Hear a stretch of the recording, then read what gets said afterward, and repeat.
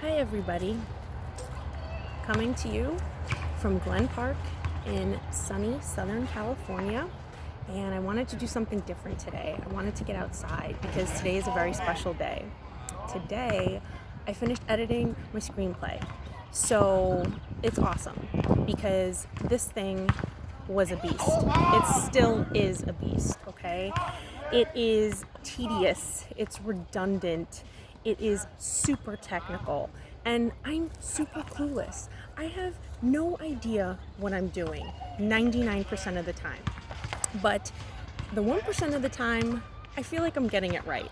And those brief moments where things click, that's what keeps me going. That's my fuel, that's my juice, right? But most days I'm just trudging away at my desk on my laptop, just trying to get line by line, trying to get to the next line, trying to get to the next page. And so in this past 2 months with this whole coronavirus thing, I've made great strides. I have felt compelled to make up for lost time when I was away from my project, from writing for 6 months. And so I've been on fire and I've been diligent every day doing the work and putting the hours in. And sometimes it's hard to stay that close to a project because it kind of sucks you in. And lately I've been having this sorry, these guys are playing basketball, they're super loud. I've been having the boogeyman come visit me at 1 in the morning, 2 in the morning, keeping me up sometimes till 6 a.m. So I'll just start writing if I can't sleep. But that aside, the whole writer's block thing, right? The writer's block, and I spoke about this before. It has stopped me at many points from writing, from getting to the next page because I feel burnt out, or I'm tired, or I don't want to do something tedious, but it has to get done. And in order for me to move forward to the next idea, the next project. So I did something different. And this is what's exciting, is that the screenplay writing is it's boring, but it's not, because you have to show, you have to write like you're showing, you have to be visual, right? You have to write from the angle of the camera. So your descriptives have to be brief yet very poignant, and that can be very difficult to deliver in 5 lines or less. And because that's the standard, so it can be very challenging to create this image and this scene with 4 lines. And then there's dialogue, there's setting the scene, and telling your story and getting it done in 3 acts under 120 pages is really challenging. And I made the cut, but that was hard. And I had to trim the fat.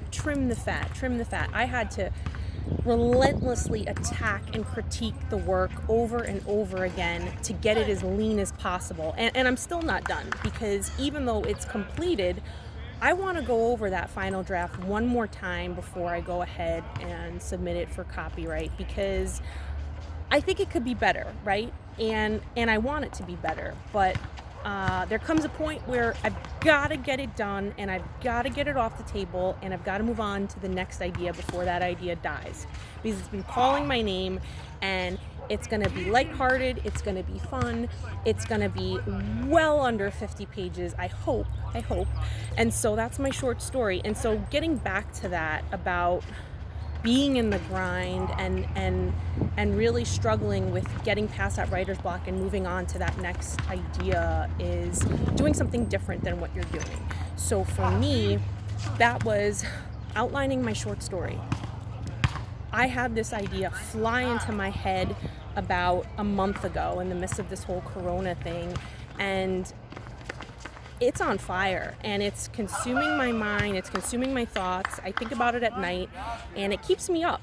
So what I did was I outlined it. I gave it life.